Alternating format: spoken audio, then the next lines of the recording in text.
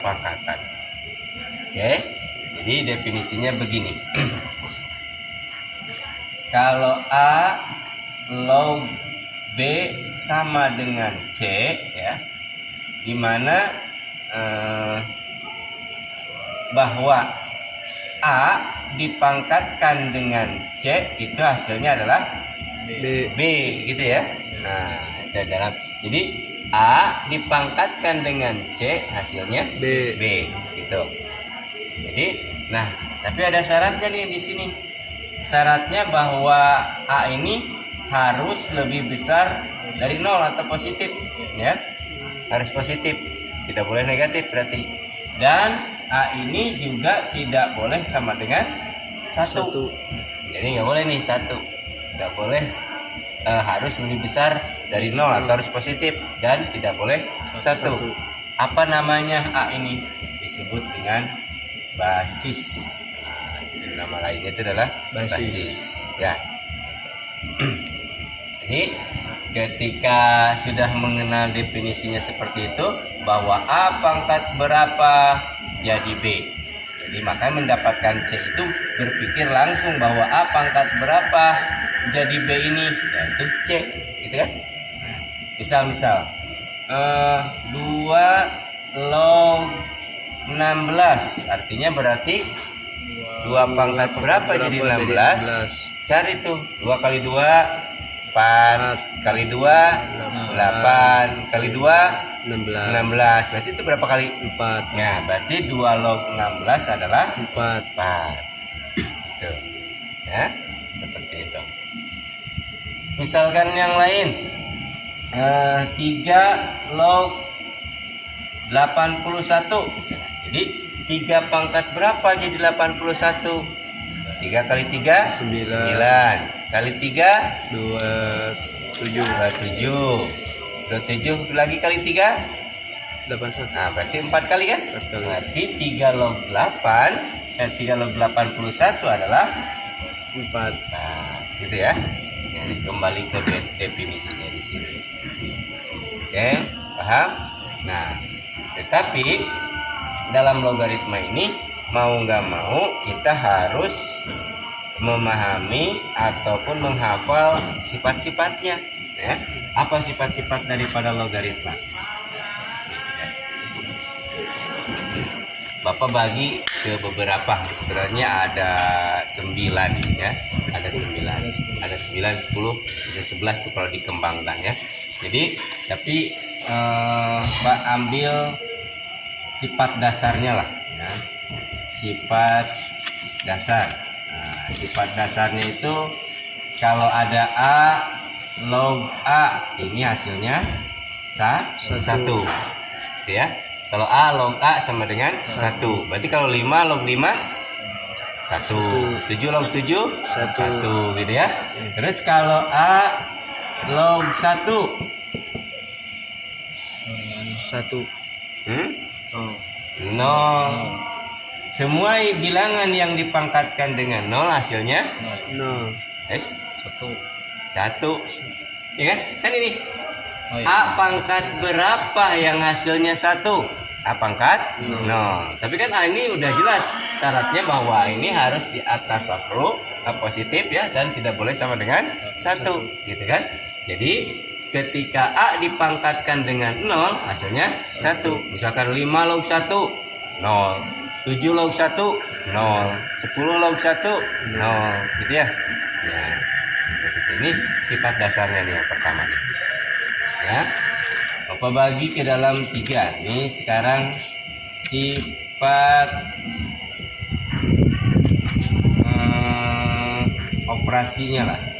Operasi. Kalau sifat operasi itu berarti dalam matematika kalau ngomongin operasi itu berarti ngomongin penjumlahan, pengurangan, perkalian, ya, perbagian, atau mungkin juga perpangkatan. Nah, sifat-sifat logaritma dalam operasi ini bakal bagi seperti ini.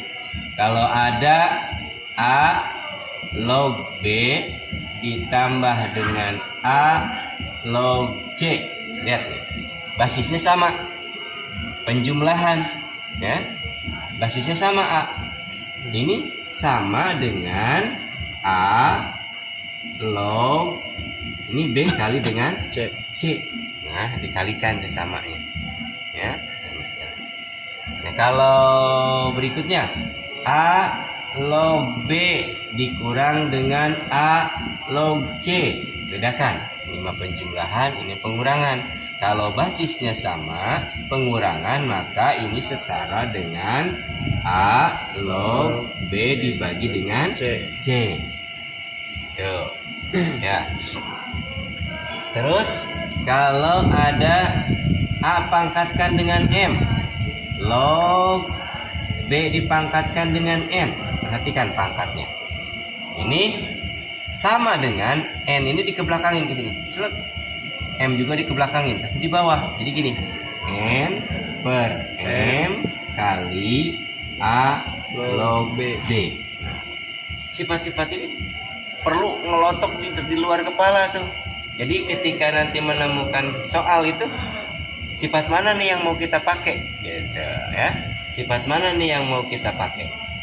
Gitu. Jadi kita ulangi lagi. Ini sifat dasarnya A log A. Jadi kalau sama ini berarti hasilnya 1. Jadi kalau log 1 hasilnya 0. Nah, kalau dalam operasi penjumlahan, pengurangan, perpangkatan, perkalian, ya sini. Asal basisnya sama. Ini kalau beda yang nggak bisa jadi perkalian, ya. Kalau berbeda, pengurangan juga nggak bisa jadi pembagian kalau basisnya berbeda, ya. Otomatis harus sama dulu. Nah, kalau pangkat, perhatikan A pangkat M log B pangkat N. Jangan kebalik, jangan M per N, ya. Tapi yang belakang per yang depan, ini, gitu. Kalau ini kadang-kadang bingung nanti seperti ini. Kalau gini, A log B pangkat N. Nah, ini tidak ada pangkat nih. Kalau tidak ada pangkat artinya pangkat 1 ini. Jadi ketika ini dirubah jadi 1 per N. N per 1 ya. Log A log B gitu. Kalau N per 1 adalah N. Ya sudah, jadi ini tuh sama aja sendiri. Tuh. Jadi N kali A log B. Gitu ya. Kalau kebalik yang ininya ada, ini nggak ada, misalkan gini. A pangkat M log B. Gitu ya. Berarti kalau ini 1 per M. A log B. Gitu.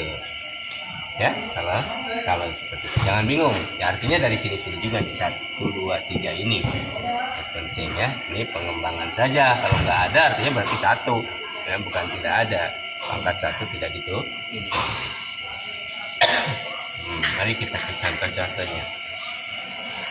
Aku kasih contoh. Satu. Kalau 1 per 2 log 8 ditambah dengan 3 log akar 3. Ini gimana nih?